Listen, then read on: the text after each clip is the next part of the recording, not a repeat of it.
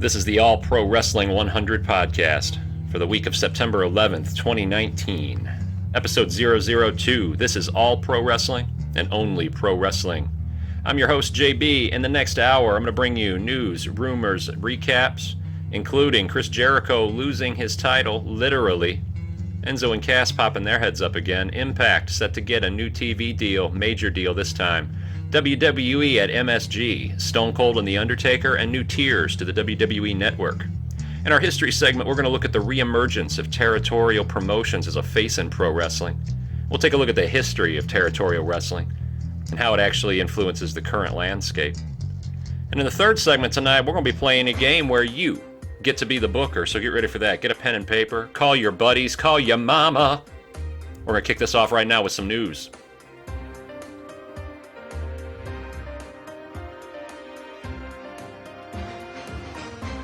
Impact Wrestling was in Mexico this week, wrapping up their stint in a partnership with AAA. So we got to see the pre-taped match where LAX loses their spot on the AAA and Impact rosters to the tag team champions, the North. We knew this was going to happen because they showed up at the AEW pay-per-view a couple of weeks ago, and they still were under contract for Impact and Storyline because Impact tapes all their stuff 3 weeks in advance. So in a way, AEW kind of ruined it, but I got to tell you, as somebody who watched it and who's seen LAX and Impact in various incarnations, probably a decade now, and who's been following AAA for a couple of years, it was a big moment even though you knew it was coming.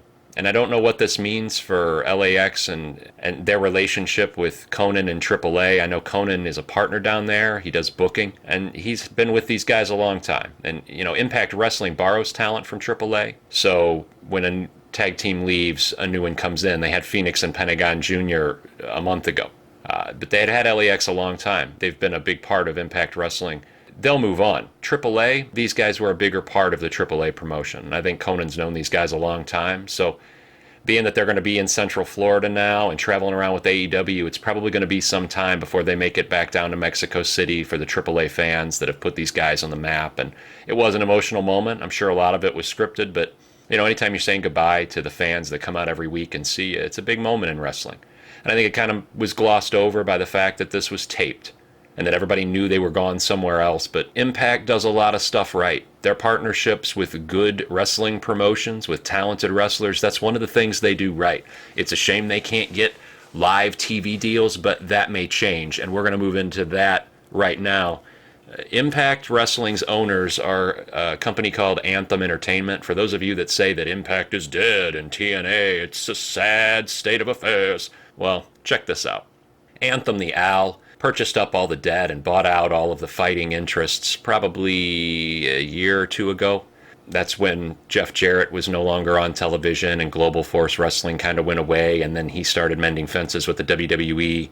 When people started dropping lawsuits between the Broken Hardys and the Jarretts and TNA and Impact, and when the TNA name was dropped and Impact began, these guys began cleaning up the messes that were created between corporate infighting for probably 15 years. And yeah, they've had taped programming, and yeah, they've been a farm club for Vince to raid people from.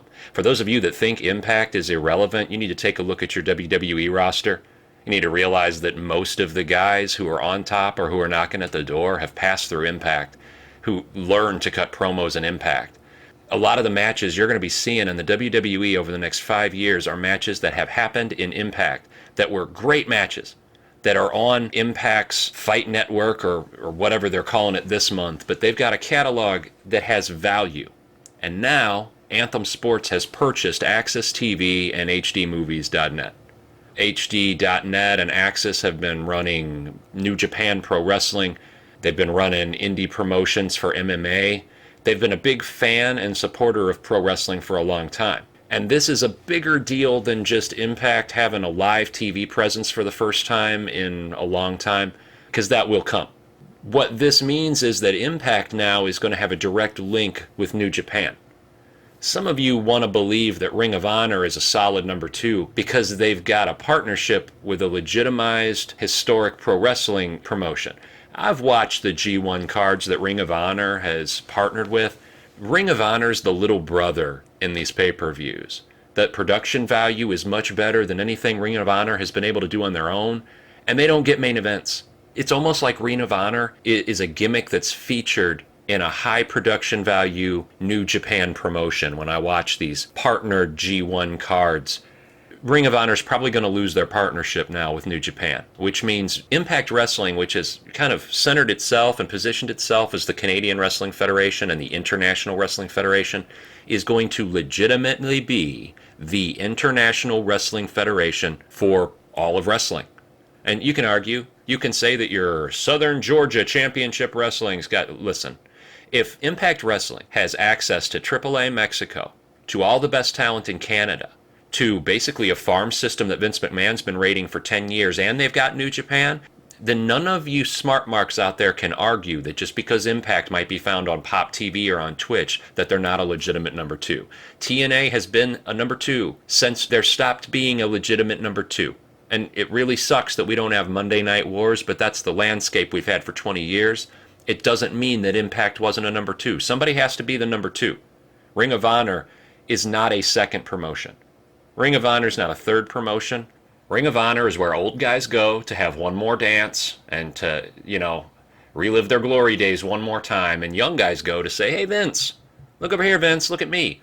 And the reason it works out is because smart marks and super marks get to go hang out with their favorite wrestlers in a conference room of a Marriott and talk to them for 10 minutes. Let me ask you a question. Do you think if Ring of Honor shows sold 30,000 seats that Christopher Daniels would have been sitting outside a couple of years ago signing autographs at a Marriott? No. Do you think if Ring of Honor had a major TV deal where they were on live competing with Raw every week, and if they had their own Hall of Fame, which they probably should, do you really think it'd be so easy to meet and greet all those boys and that the Briscoes would hang around and take pictures with you in parking lots? No. And that's okay. There needs to be a place for that in pro wrestling, but it's not as a legitimate number two and a contender to Vince McMahon. However, if one company comes over with an umbrella and captures all of international wrestling and every international star and can promote them on their television and somehow get an exclusive deal to keep that talent from going to Stamford, Connecticut and signing a different contract, then that is a number two. And whether Impact Wrestling and Antham Entertainment want to compete with Vince McMahon or create their own thing in this specified universe we all live in, where everybody can get exactly what they want in 2019, there's nothing wrong with that. Just let's not get it twisted. This is a corporation who's trying to create something on the scale that Vince has, another corporation, and Ring of Honor is Ring of Honor. So let's end that conversation now. Let's get back to Impact Wrestling highlights. If you haven't seen Su Yung and Havok, you need to watch that match. That was something. I'll tell you, I love women's wrestling. I like unique women's characters. The WWE have a lot of model types. I know they don't want to tell you that. They want to pretend that the bra and panty matches are over, but there's a lot of beautiful girls with very similar style bodies put on that program. Su Yung and Havok. This is a visually stimulating match with two heels who are both breaking rules, and they both have a monster gimmick, and this is interesting. And I gotta tell you, call me a freak. I found it sexy. I don't even know who I was rooting for. I don't know if I'm rooting for big old Havok to smash Su Yung with the double tights she wears. She wears double fishnets to cover her possibly racist tattoos on her thighs. Hey, look, I don't like tattoos on my women, but there's something sexy about a woman who could kick my ass who wears double tights to cover her racist skinhead tattoos. I don't know. I like watching her in the ring with Su Yung. And then there's Su Yung, the undead bride. She's another anime character that we have in wrestling, but I don't even know that she's Asian. In real life, she's married to Rich Swann. Like a year ago, he got in a drunken fight with her and beat her up in a parking lot and threw her in the trunk of his car. It's what he got fired from the WWE for. It's crazy. And here she is now. Apparently, she came back to life after Rich Swann killed her, and she is the undead bride, and she turned Asian. All right, none of that's true. I don't want any of you to call 911 and report Rich Swann for a murder. Rich Swann works for the company, look. She's haunting him in the afterlife. She not only turned Asian, but she followed him to Impact Wrestling, and she is haunting what's left of Rich Swann's career. Rich Swann and Willie Mack cut a promo this week. Don't care about that. You do want to see Havok and Su Yung. Su Yung basically wears a nightshirt when she wrestles, and she has these straps around her panties, and then she draws cuts on her body and makes it look like they're bleeding, but it's so obviously just lipstick that, again, it's kind of hot. Su Yung loses her shirt in this match and is basically just wrestling in her bra and panties. Su Yung grabs an arm, goes old school like The Undertaker, walks the ropes, takes that into a Hurricane Rana, taking down Jessica Havok, and then follows it by standing up and locking in the mandible claw. I want to go through this one more time. I want you to visualize this. A woman in her bra and panties with like fake blood all over her, who had her shirt ripped off, is walking the ropes like The Undertaker, flying into a Hurricane Rana on a 300-pound woman, and then getting up and shoving her arm, fist first, down the woman's throat. I'm not sure if I'm watching like a graphic hardcore porn or if I'm watching women's wrestling in Canada, but I like it. I gotta tell you, I like it. Match ends with a DQ. Su Yung spits red mist into Jessica Havok's face, and the match like continues outside. So Jessica Havok's got this blood-looking mist all over her face while she's screaming, and Su Young's running around hitting her with stuff. This was a match to promote a future match, and it was still a really good match on a taped program in Mexico. If you get a chance, check it out. It was a very good match. I enjoyed it a lot. Sami Callihan put on a sports jacket and cut a promo. He's the draw. He's the draw, and he's going to be the next Impact World Champion, folks, so you best get used to it. It's a very popular opinion on the intranets that Sami Callihan has no talent. I understand that. Hey, listen, I used to listen to the Cornette Experience, too, and I used to spend my evenings listening to an old man rant who doesn't even watch the current product anymore and talk about the days that he swung a tennis racket. Anyway, Sami Callihan is the future of hardcore wrestling. And that match that Jim Cornette started slamming him over a year ago, Jim Cornette never even saw. And he admits to it. So let's get past the idea that every podcaster on the intranets has to tell you how Sami Callihan sucks and he shouldn't even be considered a professional wrestler. I'm going to tell you the truth. Sami Callihan cuts better promos than 90% of the people the WWE has right now. Sami Callihan has abilities that no one has ever even thought to refine. I have no idea how a young man sitting in high school probably learns how to spit a hunk of phlegm out of his throat 20 feet into the air and then position himself to catch this phlegm. Not once. He does this every match, and it's disgusting, and people hate it. But boy, does it get a reaction. Sami Callihan is the Baron Corbin of independent wrestling. You can hate him. That's his job. But don't tell me he's bad at his job, Mark. He's getting the exact reaction he is hired to elicit. And let me tell you, when you're really going to hear people boo Sami Callihan, he's going to be the next Impact champion. Let's get to that right now. Brian Cage, the man who's been hijacking the Impact World title. This is a shoot, folks. You need to go take a look online if you don't believe me. This man, Brian Cage, he really is a machine, and he's an animal, and he's huge, and he's acrobatic, and he can do things no one his size has ever been able to do.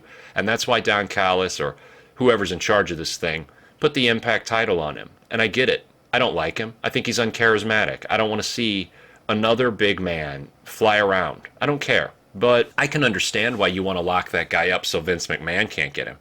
Because Vince McMahon's sitting in Connecticut somewhere with a 70-year-old hard-on when he sees a guy this size who can fly around like this. This guy is literally Jeff Hardy, but he's 280 pounds, and he's built like Lex Luger. I'm not kidding. This is not an exaggeration. However, like most big machines that are clunky, he broke down. And the machine Brian Cage has been broken literally since they put the strap on him. To hear him tell the story, he got injured in the title match, winning the belt. He came back early and claims he re-injured himself, coming back without doctor's permission. I don't know that a company who's trying to get out of debt is going to send a man out there who's not cleared. One way or another, he fought Michael Elgin and claims he got re-injured. And he came out in what I thought was going to be a promo where he dropped the strap in Mexico and did what was best for the company. Instead, he straight tells everybody on mic he's not going to drop the strap, that he's going to hold it for another 7 weeks until Bound for Glory. He's not going to defend it. And then, to distract everybody, he asked his girlfriend to marry him. Can't make this stuff up, folks. It actually happened on a taped program in a ring in Mexico where there were about 800 people watching. Because that's exactly how you want to do that. Yeah, congratulations. You want to go to Mexico. You want to take your girlfriend to a foreign country where you're being asked to come to a business meeting about relinquishing the world title that you've never defended. You want to go put her in a ring in the middle of 800 foreigners where she may not even speak the language, and you want to put her on the spot right there and you want to ask her to marry you. That's exactly, I hope their marriage lasts. They say that only about 40% of them do. I don't know that the odds are very good here. This is pro wrestling. So, the best marriage we ever had in pro wrestling was the Macho Man Randy Savage and Miss Elizabeth, and he ended up locking her in a trailer for like 6 months of her life. I didn't lock her in the trailer. Go look it up. Randy Savage locked Elizabeth in a house and wouldn't let her out. I love how I report on pro wrestling history and news and I get booed. Go look it up. Anyway, so best of luck to Brian Cage and Melissa Santos. As far as I'm concerned, Brian Cage can buy diamond rings for all of Mexico City, and he can take that belt home and he can build an addition onto his home with a whole room just dedicated to the Impact title, and it won't matter. Because at some point, he's going to get in the ring with Sami Callihan, and he's going to lose the belt. And this is not my opinion, and it's not a wish of mine. This is logic, and it's storytelling. Because, ladies and gentlemen, Sami Callihan is eventually going to get in the ring with Tessa Blanchard, and Tessa Blanchard is going to become the first woman to win a men's professional world title in pro wrestling. And that may drive a lot of you crazy, and you may think that that's poppycock. You need to go check out what's been happening in this build-up. It's going to happen. Tessa Blanchard is going to hold the Men's Impact World Championship. It's not my idea, but it's going to happen. And those of us that have been watching, we see this coming. But the way it's going to happen is that Sami Callihan, the most deserving person, not man or woman, the most deserving person on the Impact roster, the most interesting performer on the Impact roster, who hasn't left them, who's stayed there, who's helped rub new talent and put over new guys, who's gotten in the ring with a woman and gotten beaten up repeatedly. Sami Callihan is going to be the next Impact World Heavyweight Champion. And by the way, 2 other matches a note on this event. Rob Van Dam was out there fighting Mad Fulton from Ohio versus Everything, another one of Sami Callihan's guys. I love RVD, one of my favorite all-time wrestlers. But Rob, you got to do some cardio. You got to lose about 25 pounds because you look like you're going to die in the ring. And this is not an opinion I just formed watching one of your matches.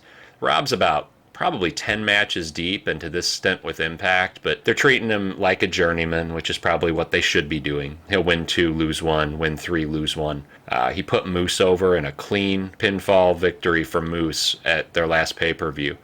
That's a big deal for Rob, and I'm glad that he did it, but gosh, does he look out of shape, I guess? His body looks fine, but he's got no cardio, and he's too heavy.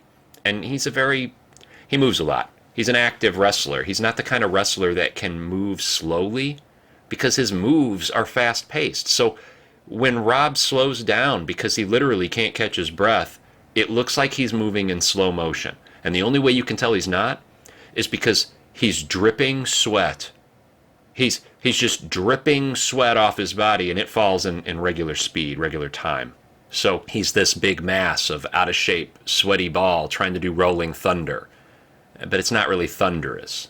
It's like a rolling cloud that squirted a little water and mist. The ring is too small for a lot of Rob's moves in Impact, so he's got to really try to pack them all in, and he's too big, he's too out of shape now. So Rob, get that together. TJ Perkins fought Golden Magic. I don't understand a lot of these Mexican gimmicks. He comes out with a sword. Tell you what I do understand. I understand that Golden Magic took TJ Perkins up for a body slam, carried him to the top rope, got him up there, and did a fall-away slam, a 180 fall-away slam. It was a moonsault while holding a man in the body slam position. I know TJ Perkins isn't that big a guy, but that's impressive, right? I mean, a fall-away slam with a moonsault? Scott Hall never thought of that. I'll tell you, Scott Hall would have never moonsault fall-away slammed anybody. Perkins ends up winning with some kind of reverse figure 4 leg lock submission. It was a good match, and I guess he jobbed in a previous 4-way. So one more thing I want to mention about Impact. Moose fought. We talked about Moose getting over on Rob Van Dam. Moose fought this week against Fallah Bahh in a return match. Moose has dropped about 20 pounds. He has abs now. He's in good shape. He's getting ready for his match against Ken Shamrock, where I got to wonder, maybe Moose will get over on Ken Shamrock. because it is time for a Moose push. He was saying it a year ago. I didn't agree. I do agree now. He's gotten in shape, and let me tell you what he did. First of all, Falabah's lost 100 pounds. That's a lot of weight to lose. He's still a big guy, but now he's more agile. Moose, though, lost 20 pounds, and Moose is a bigger guy. Moose goes running across the ring, Fala's running the ropes, Moose runs to a corner. Now, Moose is 260, 270 pounds, 6'3", 6'4", muscled up, okay? Moose runs up the turnbuckle, 1, 2, 3, jumps, and does a 180 corkscrew flying body press onto Falabah. Gets a 2 count out of it. Think about that again. 265, 270 pound guy, Hall of Fame NFL linebacker. Okay, that's legit. Runs up the turnbuckle, 1, 2, 3 to the top rope, jumps backwards in a corkscrew moonsault flying body press onto another man. This is just some massive humanity flying across this ring. These are acrobatic, grown-ass giant men putting on shows for small crowds on taped programs that air on the pop station that nobody can see and that nerds watch on Twitch. You telling me this company isn't ready to get national distribution on a major cable network and go head-to-head with other programs? You're telling me they don't have the talent roster? I'm telling you, you haven't watched Impact Wrestling in a while. So right now we're going to move on to WWE because I know a lot of you can't stand all this Impact talk. So we'll get back to the WWE now. Stone Cold Steve Austin opens up Raw. Huge pop. Biggest pop since, well, 2 weeks ago when he showed up on Raw. Stone Cold says, I don't know, Steve. Steve came out and he told us a lot of stories. We had heard a lot of these stories. We'd heard all of them. He just wants to tell them again. That's what these old guys do. And that's why there's always somebody coming out like AJ Styles telling them they're old. Steve's there for the contract signing between Seth Rollins and Braun Strowman. They came out and they signed a contract and marked out to each other for a while. That was irritating to anybody who watches wrestling. We got AJ Styles in the club came out and told him so, and AJ actually managed to make Steve look a little bit stupid. And that was funny. And of course, AJ takes the stunner to end the promo. Again, after Raw goes off the air, AJ takes another stunner. That got some people upset. But we're going to get to how the WWE misused Steve Austin at the end of the program a little bit later in this segment covering Raw. Let's move on. We had ECW-style impromptu matches that make no sense, where Cedric Alexander and the Viking Raiders end up beating up AJ Styles. I'm not sure what AJ was doing in the ring with Cedric Alexander, and I'm not sure whose idea it is for the Viking Raiders to come out. The Viking Raiders, they came out in a boat, and the boat had this like horse on the front of it, and there was mist. Yeah, there was mist, and they came out and there were oars, and they were waving the oars. Yeah, and no, it's not funny. It's 1985 gimmickry. I'd rather see Demolition out there. This is nonsense. I don't know whose idea. And here's something. If the Viking Raiders really are Vikings, why isn't Sarah Logan running around with the Viking Raiders? And why hasn't somebody told Sarah Logan to stop with the Viking gimmick? Charlotte and Becky, the man, taking on everybody's favorite female heel tag team now, Bayley, your children's role model, and Sasha.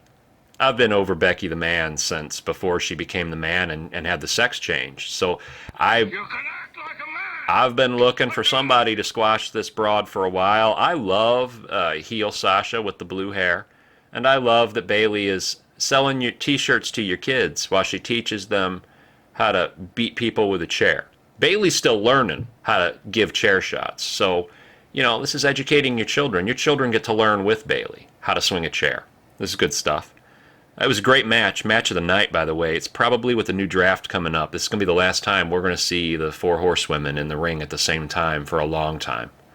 I mean, it may happen at a pay-per-view, but a good wrestling fan can look at what's happening and know we're not going to see this for a while, and this is special. And they didn't have to tell me that what I was seeing in the ring was special. I knew. And the longer the match went on, it became evident that everybody in that ring knew, that all the people in creative in the back knew, and this match stole the show. It was a great match.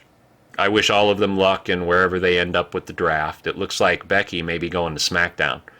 There's a lot of money been invested in that SmackDown deal they've got. So you're going to have to send your biggest names for the first time in WWE history to the second show.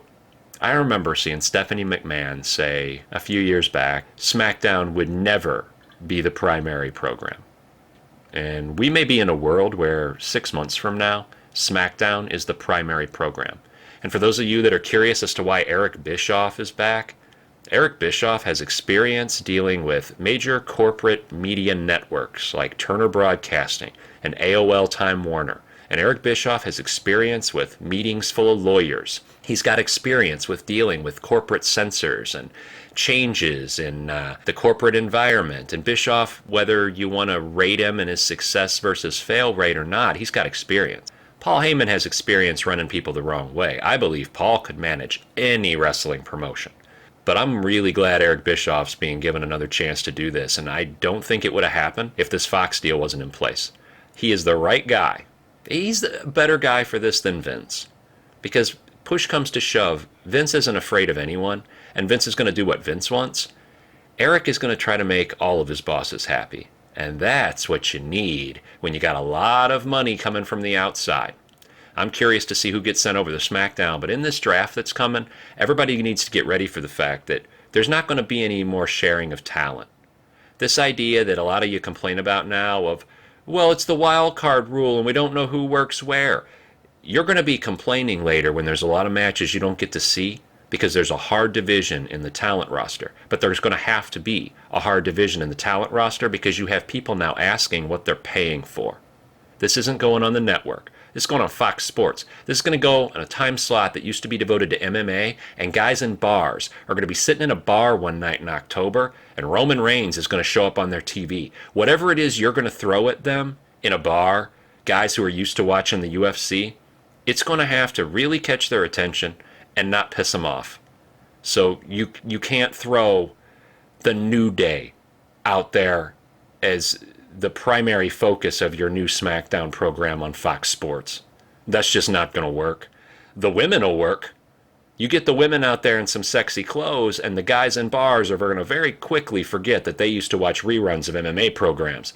They're going to be happy sitting in that bar watching Charlotte Flair and all of her cleavage and all of the other girls running around doing what they do. But you're going to have to give a legitimate, defined roster to Fox Sports for the SmackDown because they're investing $1.5 billion of someone else's money.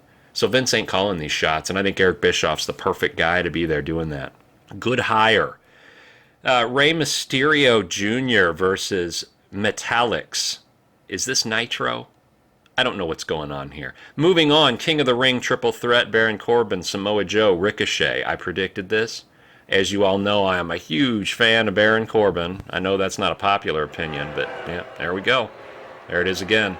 Baron Corbin is the man who gets the biggest reaction. And let me tell you something, New York was a big fan of Baron Corbin. There were "We want Corbin" chants, followed quickly by "Corbin sucks." But Baron Corbin played the role of John Cena in Madison Square Garden. To all of you smart marks that listened to last week's podcast and groaned and grinched your teeth and went ahead and posted nasty comments about Baron Corbin, listen, the New Yorkers know Baron Corbin's a heel who's got good heel potential, and companies need that. So get off his back. Stop bitching about the one guy on the WWE roster that actually manages to do the heel job well. Stop bitching. Baron Corbin wins, folks, because he's the best. He gets the best pop for what he's supposed to do out of those three guys. I love Samoa Joe. He is a past world champion. He will be a future world champion on the biggest stage. But right now, King Corbin, I love it. So Lacey Evans and Natty. This was the laugh out loud moment of the night for me. I was enjoying this. Yeah, that's right. This was Lacey Evans grabbing Natty by the hair and slamming her head into the ring, and the referee, this bald man in his 40s, says, "Hey, let go of her hair." And she looks up at him in her normal voice that if there wasn't a camera right in her face, we would have never caught on television. And she says to him, "What do you know about hair?" Listen, this was hilarious. And what she's proving there is that she's acting for the people in the front two rows. That's what you have to do. And a winner, a person who makes their ways out of the independents, they put on the same show, whether they're on Monday Night Raw or whether they're at a Ring of Honor house show with 30 people and a bunch of curtains around them. And they're going to put on the same performance as if they're in Madison Square Garden. And I have no doubt, after seeing this match, by the way, Lacey jobbed. Big mistake. I am so tired of Natalya. She is a nasty. We have established this. This was the wrong move. But either way, Lacey Evans has it. Yeah, I know. Lacey Evans has what it takes, though. And the quicker we get more people like her on there that are willing to put on that kind of performance all the time, the better the product's going to be. Love that. Not a big fan of Lacey Evans' Instagram.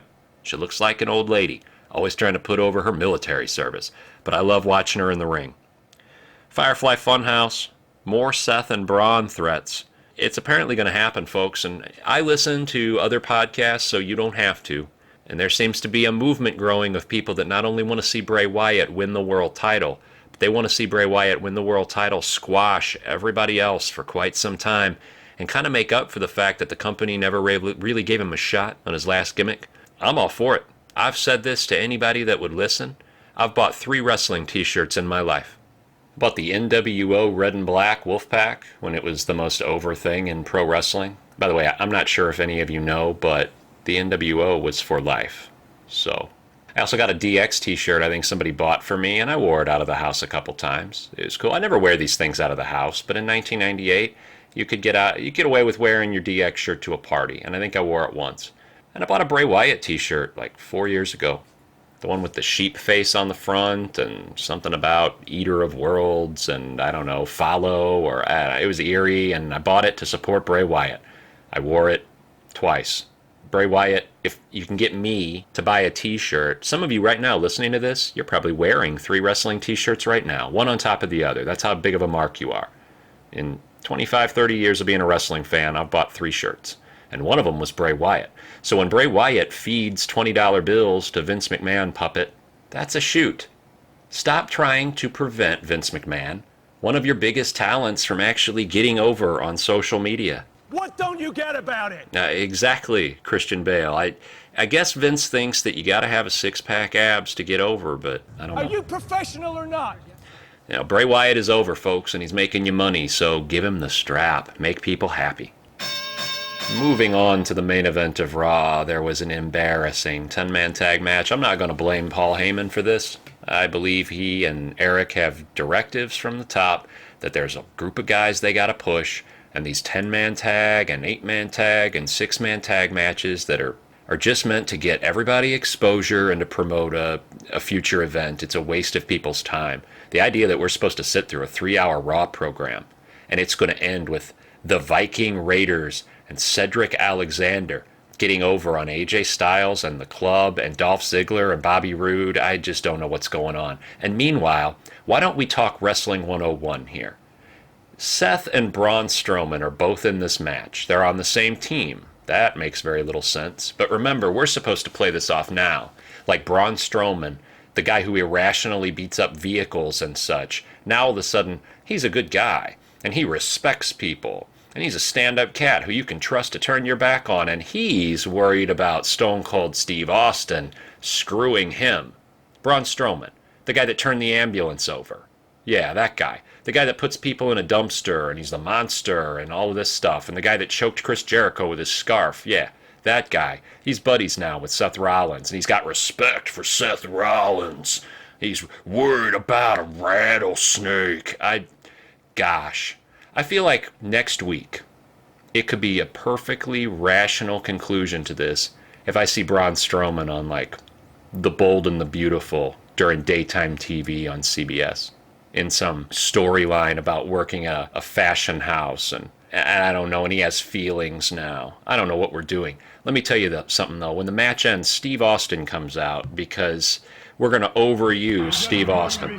It's not sexy, Steve, and I don't understand how you can give the rub to 2 guys who are going to both be fighting each other for the world title. Wrestling 101 states that you bring out your big name that everybody's going to pop for, and you have him stand next to the guy that you want to win the world title this weekend, so that everybody can get used to cheering for that and seeing that. Steve gives beers to everybody. So Raw ends. Keep in mind, we've had this amazing women's match. We've had a King in the Ring semifinal triple threat. Great program. Raw ends with a mockery of a 10-man tag match. and Steve Austin hanging around drinking beers with the Viking Raiders. The Viking Raiders. The Viking Raiders. And Steve Austin. I have no idea what's going on. I'm back in business, baby! Yeah, I know. You got a t-shirt, Steve, and you got a new show that you're gonna put on, and apparently you're gonna get on the boat with the Viking Raiders, and you're gonna paddle, and there's a horse on the front of the boat, and there's some mist, and they're gonna go out raiding villages in the United Kingdom, because that's what Viking Raiders do. And maybe Sarah Logan will come on with you, and y'all can drink beer together. This was a waste of my time. And you're devaluing Steve Austin. And you've waited so long to get Steve Austin back on the air on television, and you're blowing it. You're blowing it with the Viking Raiders. So we're going to move on to SmackDown. Undertaker comes out at SmackDown, interrupted by Sami Zayn. Much like the Austin AJ Styles bit earlier on Raw, Undertaker comes out and wants to wax nostalgic about the past in Madison Square Garden, and Sami Zayn comes out and tells him, "You're old. You're blocking new talent. Other people should be coming out here starting the program. Go home." And again, you can't do that. Either it's cool to have the Undertaker and Austin out there, or it's not. And if it's not cool, is Sami Zayn going to be the guy to come out and pie off the Undertaker? Yeah, that's about how I feel about that. Meaningless Miz versus Andrade match with Shinsuke speaking Japanese on commentary. That I'm actually fine with that. That's funny. Post-match run-in, Shinsuke's a heel, won't learn English, but hey, they've made it part of his character now that he doesn't know English, so I can deal with that. Mandy Rose versus Nikki Cross. Mandy cuts a terribly mean promo. I understand you need good female heels because all the girls seem to want to get pop and can't understand that there's value in being the bad guy, but calling Nikki ugly and putting a picture of her while she's doing her crazy promo face up and making fun of her looks, and I don't know. That's terrible. Can we get a little more intellectual? This is third grade writing. I'm not a fan of that. I like both of those girls, and I want to like Mandy Rose. I want there to be something left to like about her when this women's tag team title feud is finally over. So stop being mean to little Nikki. All right, let's move on now to the rip-roaring, raging Rowan Roman feud. This is a good one. I don't know if you heard, but Eric Rowan tried to run over Roman Reigns with a car. Yes, he did. And Daniel Bryan, he came in and he said, "No, you didn't. My boy's innocent. You're going to say you're sorry." And Roman Reigns is like, "I'm not saying I'm sorry." You can stuff your sorries in a sack. And then Daniel Bryan's like, "Oh, yes, you will." And then Eric Rowan came out and he jobbed out both of them and squashed them. And then he told everybody how he didn't like Roman Reigns. And then Roman Reigns came back and then they argued about stuff and they called each other names. You're stupid. And they didn't get along. And they cut promos. And then this week, No, you are. Eric Rowan came out and he told everybody about how he's the man and nobody tells him what to do. But then Roman Reigns came out and Roman Reigns fought with him. And Eric Rowan picked up a fan and he threw this fan into the crowd because I'm sure that fan wasn't a plant. No way. And then Eric Rowan took this boom mic that happened to not be broadcasting anything and he slammed it into the head of Roman Reigns and they did this great thing on the ramp. So there's going to be a match at Clash of Champions that has had plenty of build-up now between Eric Rowan. See, everybody on the internet continues to make jokes about this. Eric Rowan, Roman Reigns. This is not a well thought out. They need to come up with a clever title like I did. The Rip Roarin' Ragin' Rowan Party. Or, I don't know. Look, I'll come up with more options. But there needs to be a clever name for this because trying to say Eric Rowan, Roman Reigns, it's not going to work for anybody. This match happens at Clash of the Champions. The only really logical conclusion is that Rowan wins this first match and that they do it again. Otherwise, what was the last 6 weeks for? If this was all to give Roman Reigns something to do, now I've got to say the last name because I can't just say Roman. I might not enunciate as clearly as some of you need, and then it's confusing. We need a nickname for one of the two. It's the Big Dog. That's what I got to do. It's the Big Dog versus the Red Beard.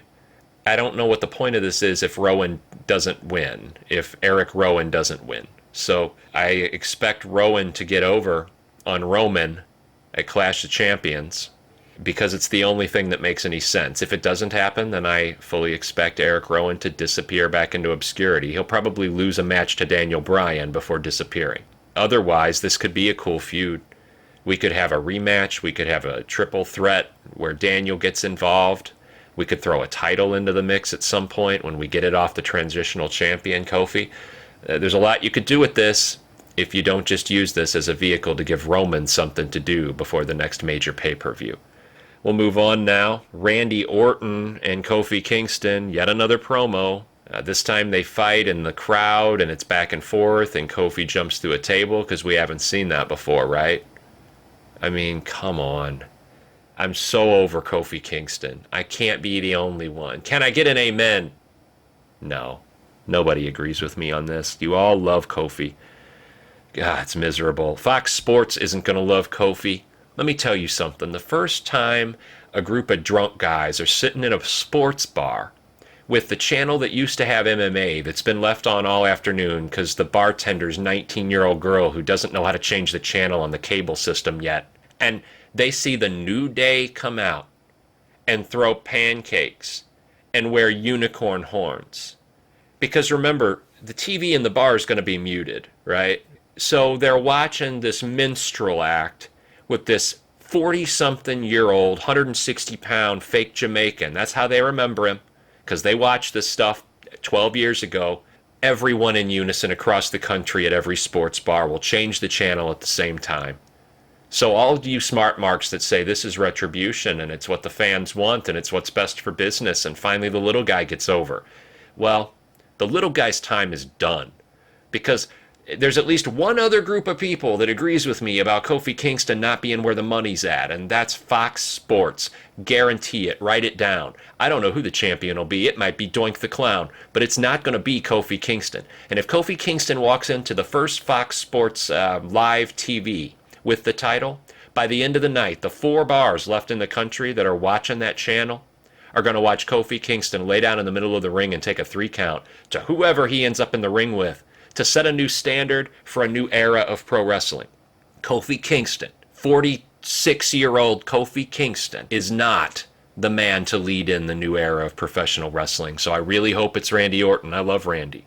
And I think that when Randy gets close to the magic number 16, that we're going to do some special stuff with Randy and with John Cena and with Triple H, and we're going to know when that happens that it's going to be the last time we see these guys fighting each other in a ring.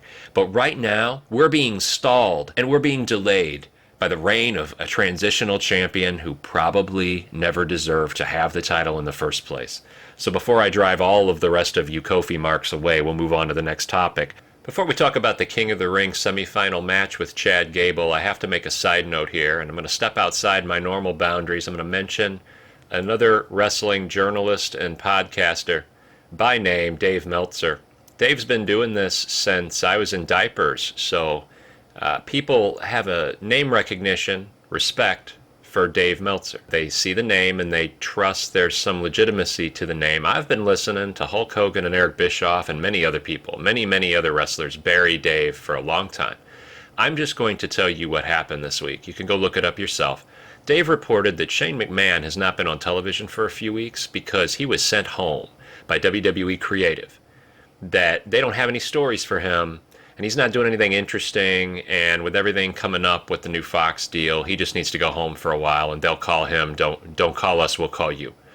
Turns out Shane was at jury duty, and there's pictures. No one told Shane to go home, and the company knew he had jury duty, and this isn't the first time that pro wrestlers or management have been called for jury duty and have went and participated in jury duty. So if you're ever asking yourself why you listen to somebody like me rant about Kofi Kingston, one of your favorite wrestlers, the reason is because I do this once a week.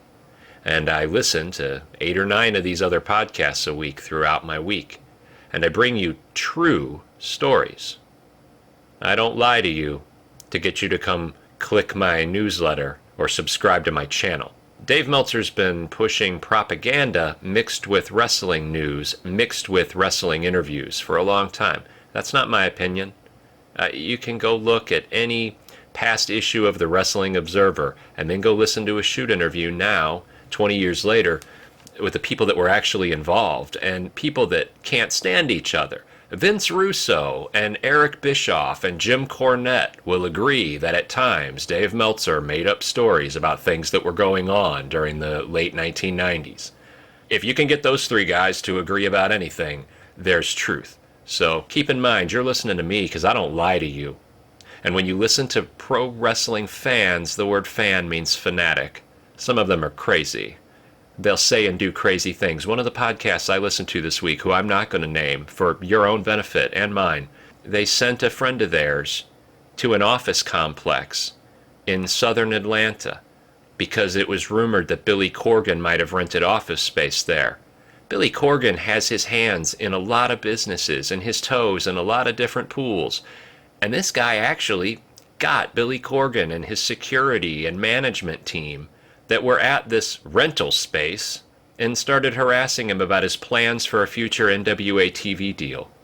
And Billy kicked him off the premise, as he should. That man is a stalker, okay? And the podcast that sent him there, they're crazy people. I don't know which is a sadder statement about humanity, that a team of podcasters sent a man to go stalk Billy Corgan in another city, or that a man was sent by just some random group of podcasters to go stalk Billy Corgan and he did it. I don't know. I feel bad for Billy Corgan, though. I promise you, I'm never going to sell you barbecue sauce. And I'm never going to go stalk Billy Corgan to break some news. Okay? That's not going to happen. So, guess what? Yeah, Shane ended up taking Elias's place in the King of the Ring. No, you know what? I love this. I love Shane McMahon. I don't know if you've heard. He's the best in the world. But I love Shane McMahon. Shane McMahon versus Chad Gable in the King of the Ring semifinal with Kevin Owens as the special guest referee. This was billed as a screwjob finish where Shane McMahon was going to bribe Kevin Owens into helping him get over on Sad Chad. But as it turns out, of course, through swerve after swerve, at the best of 3 falls, no disqualification, Judy Bagwell on a pole match ends with Chad Gable beating Shane McMahon in the center of the ring.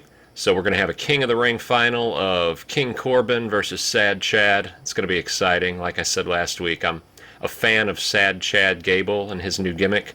Anything beats the 1970s T-top Camaro perm with the United States flag onesie that Chad had going on 2 years ago. So I support this new gimmick. At the end of the match, Shane McMahon fires Kevin Owens.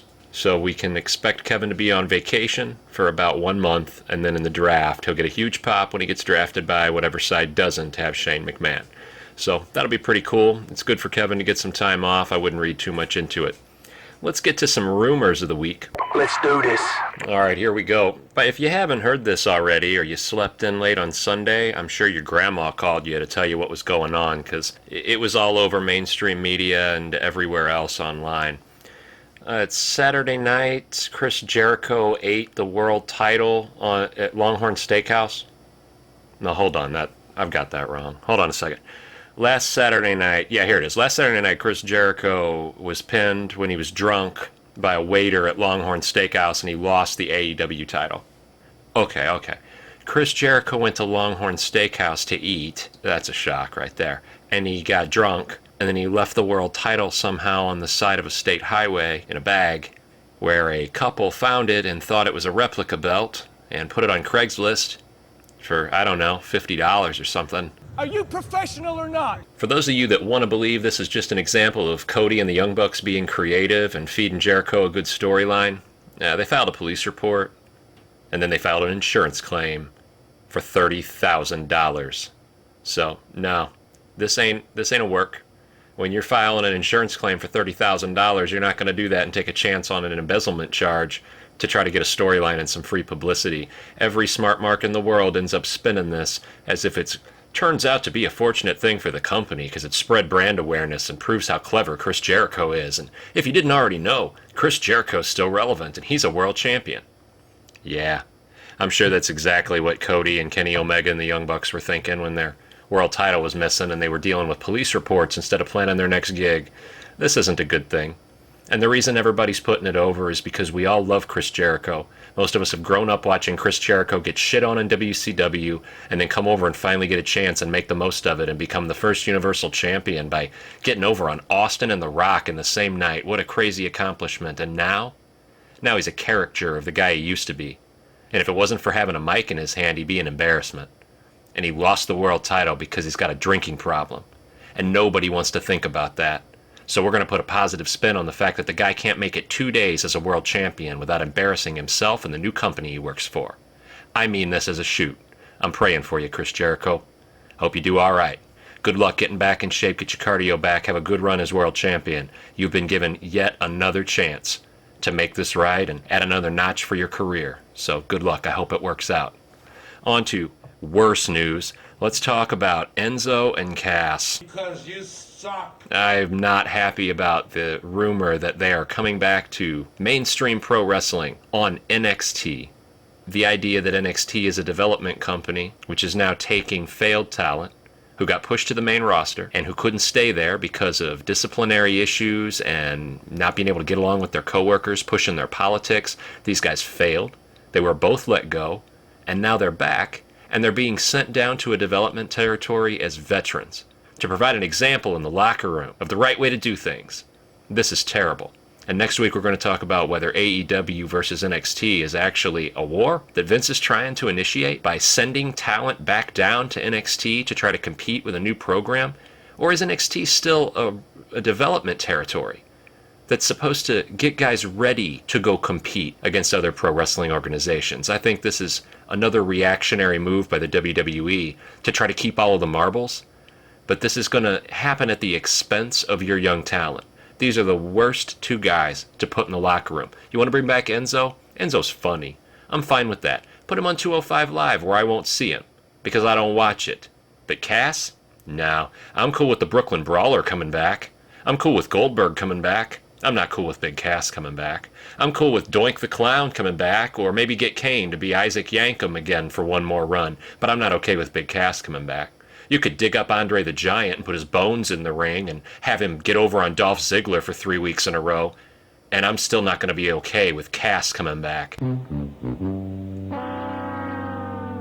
Quick note about the WWE Network. They have announced a new tier program for programming. Supposedly we're going to have a free promo section that will be available when people just kind of see the app there, or a channel available on demand that'll be to promote the other material. And then you'll have a standard membership, which is what you all have right now. And then now there's going to be a premium tier available for those of you that want to pay for the top shelf version of the WWE Network in the fancy bottle. You'll actually get Titus O'Neil driving to your house in the gold Cadillac from WrestleMania 1995 that Goldust ran over Roddy Piper with. He'll come to your house, take some Instagram photos with you in the car. We don't actually have details right now about what's in the top tier of the upcoming WWE Network tier division, but we'll let you know in the coming weeks. This song again, huh? 2 weeks in a row with this. It's such a big hit that we needed to come back with it for a second week. Is it an encore, or is this going to be a regular thing? I made Tonight Show references last time. I made references that no one in the last 40 years understood. What am I supposed to do with this? So tonight we're going to roll the second and third segment into one. Our history segment and our third segment are going to kind of roll into a discussion and a game that's centered around... Can we fade this out a little? I feel like I'm competing with the New York Philharmonic, except they're drunk on gin. Okay. Now we don't have to kill the music, but fading it down some would help. I didn't know I was putting on a concert. So, the reemergence of territory wrestling. Once upon a time, when you wanted to buy groceries, you went to your local corner market, and you knew the guy that owned the thing, and all your friends knew him, and they all bought their groceries there. The whole neighborhood did, and pro wrestling was no different. Before you ordered everything from Amazon or Walmart, you actually had to go know a guy. And you had an electronics store, and it was different from the place where you went to buy your stationery, which was different from the place you bought your gasoline. And when you were in Florida, you saw different pro wrestling than you saw when you were in Georgia. And when you were in Georgia, you definitely saw different pro wrestling than you did in Nashville. And everybody saw different pro wrestling than what Vince McMahon Sr. was putting on in New York City. And so, as things worked out, the territories over time began to consolidate into the better bookers, with the better audiences acquiring the better talent. And Vince McMahon, Jr. now, the one that you all know, he began acquiring the territories. First he started with the people, the stars, and then he would take the remaining roster and the name and the catalog and pay them to go away. At one point, when I was a kid, I can remember there was an AWA up north in Minneapolis, and Ted Turner was consolidating everything down south, and the TBS deal that everybody in the country could see wrestling on. That was huge. And Vince McMahon didn't even have that. And so all the southern NWA territories kind of combined into WCW. And that was the beginning of the end of territory wrestling. It's good that it took as long as it did, but the fact is, from the time the territories began to consolidate, in a matter of 12, maybe 15 years, Vince owned everything. Everything. Now, with the emergence of broadband internet and cheap video distribution online, almost free distribution, along with individual branding of stars who create names themselves in their parents' basement with makeup and some clothes and some ideas, and they make videos with their phones or with a laptop, and now they get a following and they can go market themselves to an independent promotion. So an independent promotion isn't marketing people off the street anymore. They're not finding talent and building it. They're taking people that might not know how to wrestle but that already have a following and already have characters. So it's easier and it's faster.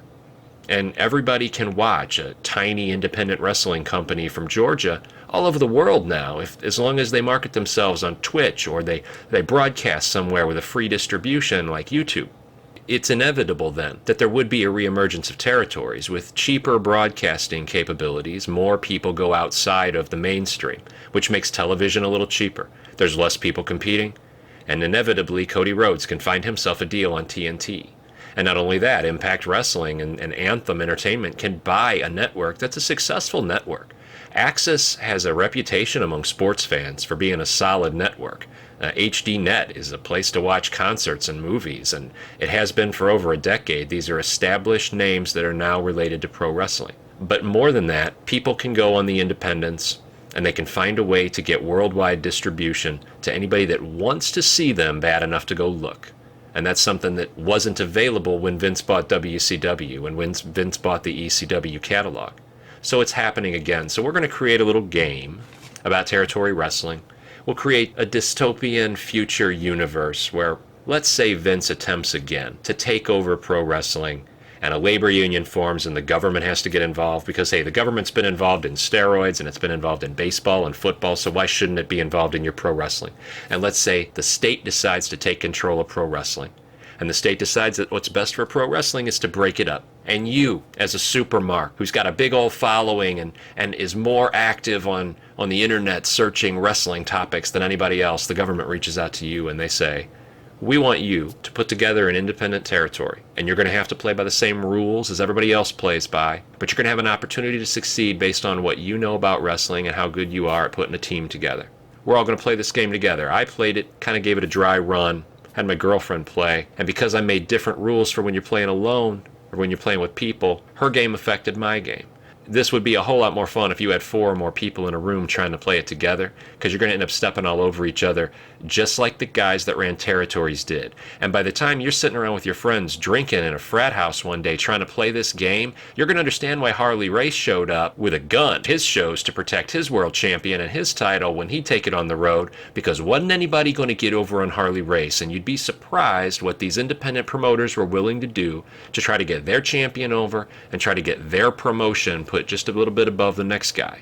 So let's get into some rules. Everybody got a pen and paper? I'm only going to go through this one time because you've got the technology to rewind. On your first line of your paper, I want you to write the word city and put a little colon or a dash there. Now this is going to be your home base for your federation, your local territory, and you will have a local TV deal on Sunday mornings in this city. And based on that city, on the next line, you can indent a little and you can write the region down. So if you choose Tampa, the region's going to be southeast. If you choose Georgia, Atlanta, be southeast.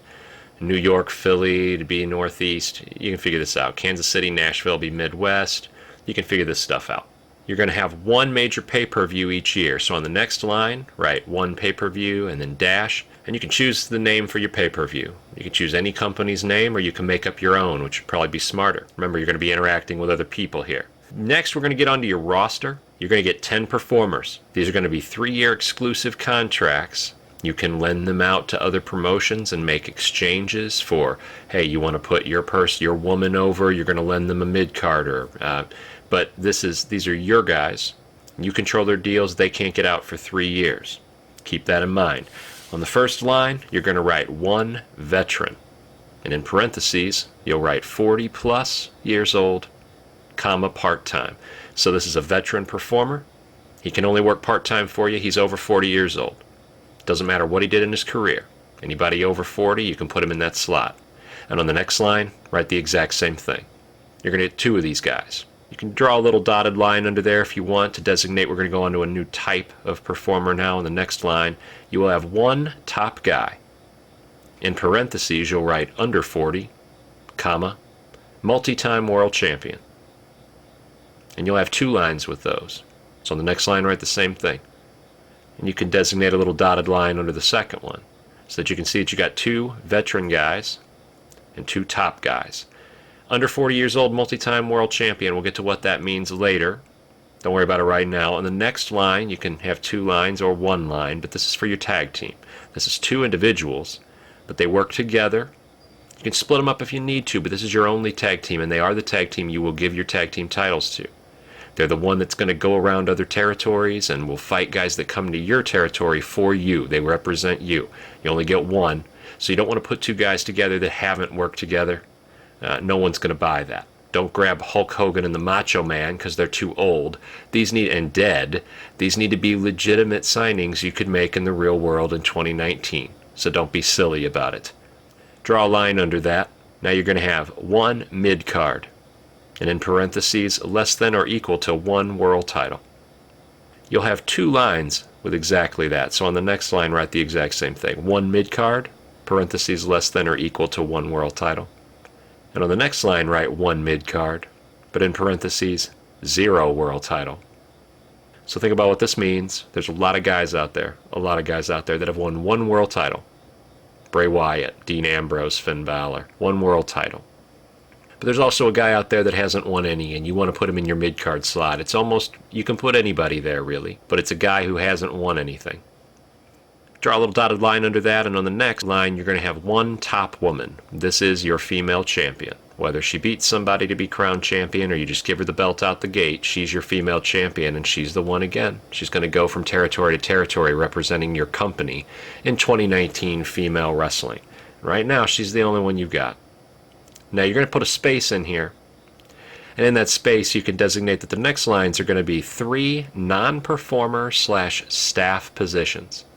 And on the first line, you're going to write 1 producer/booker.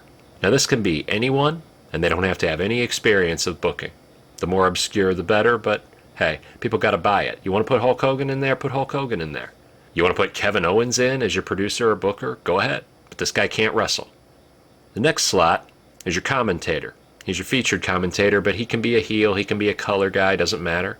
And you could put a wrestler in there, and he could be color, but he's featured. He's probably the guy going to make the big paycheck.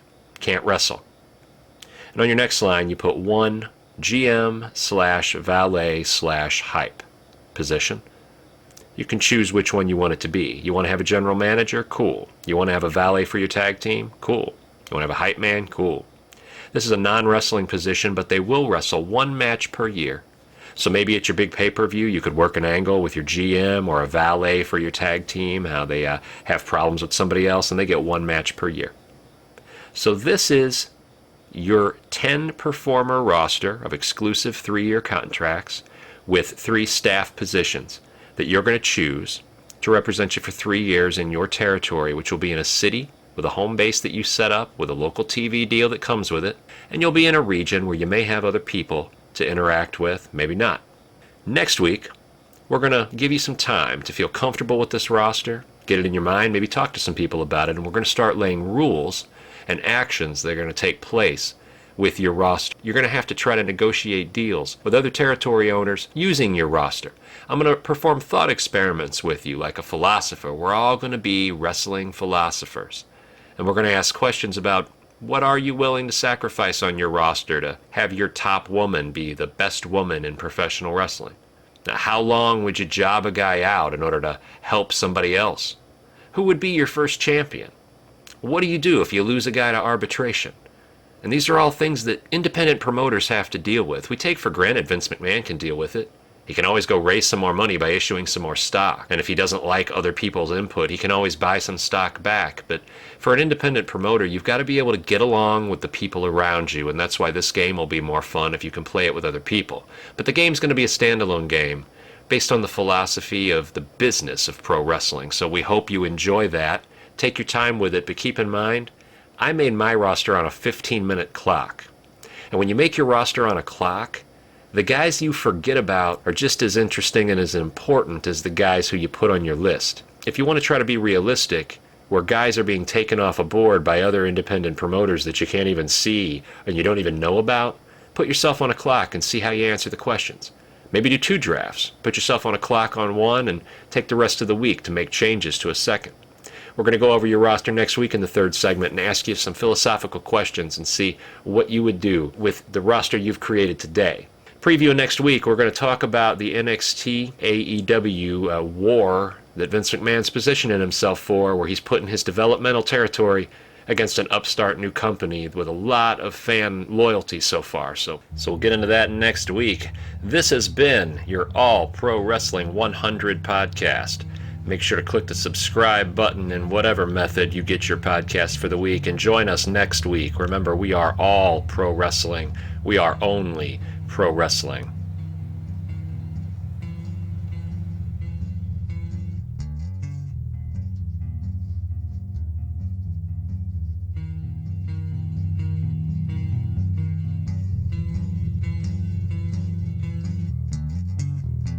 Because you suck. You are worse than Hulk Hogan.